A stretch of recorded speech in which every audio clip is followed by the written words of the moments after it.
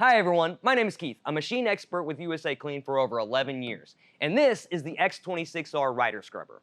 In this video series, I'm going to show you some general maintenance that you can do yourself to help minimize the cost and need of sending a service technician.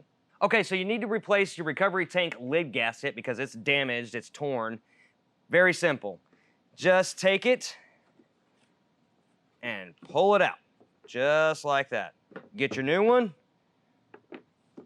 And make sure you press it firmly into the slot that it needs to be in.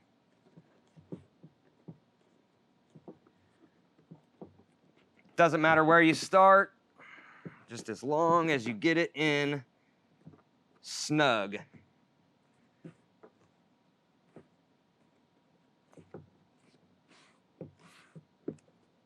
And you're done. Once again, my name is Keith.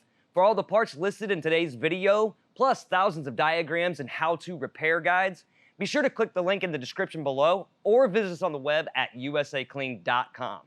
Now, if you like what you watch, go ahead and hit that like button and subscribe for future videos. Stay safe and thanks for watching.